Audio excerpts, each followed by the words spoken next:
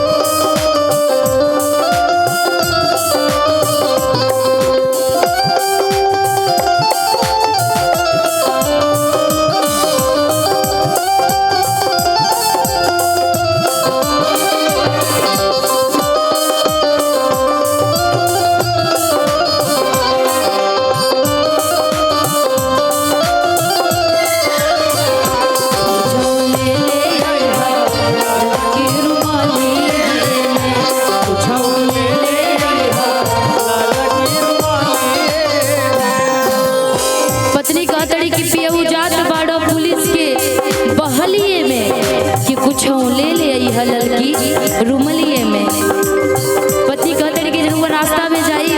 तो हमारी याद जरूर आई, लेकिन ये पत्नी से भी पहले, परिवार से भी पहले रुआ देश के रक्षा करे, ये हमर चाहत बा। और रुआ जब देश के रक्षा करे खातिर जाता नहीं तो पहले काम देश के रक्षा के, ओकरा बाद अपन परिवार के। पत्नी कैसे कहता रे, रहता में जब भी याद हमर आई ललकी रुमाल लीहा सीना से सटाए,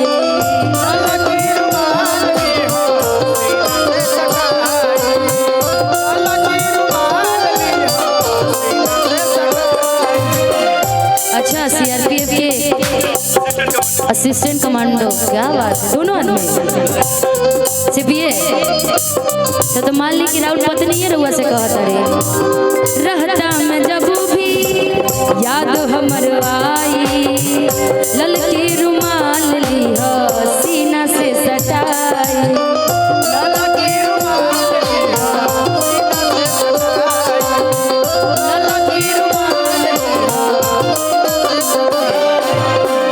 रहता मैं जब भी याद हमर आई ललकी रुमाल लीहा सीना से सटाई,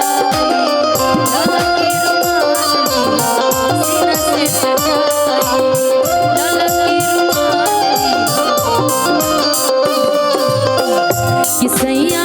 बहुत के न पाई ओही गलिए, सैया बहुत के न पाई ओही गलिए तो कुछों ले ले अइहा ले ले अइहा ले ले अइहा ले ले अइहा ले ले अइहा तो कुछों ले ले अइहा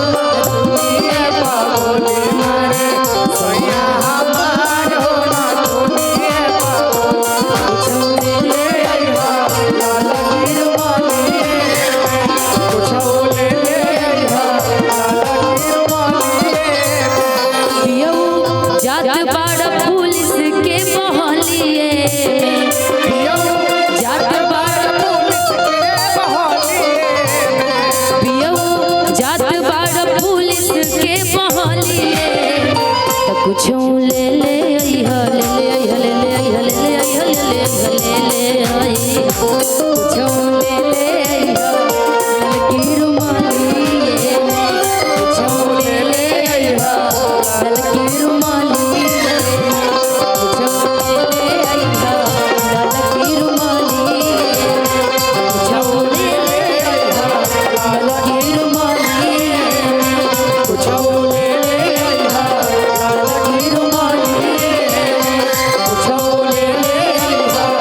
ललकी रुमालिए कि पियऊ जात बाड़ा पुलिस के बहालिए में तो कुछो ले ले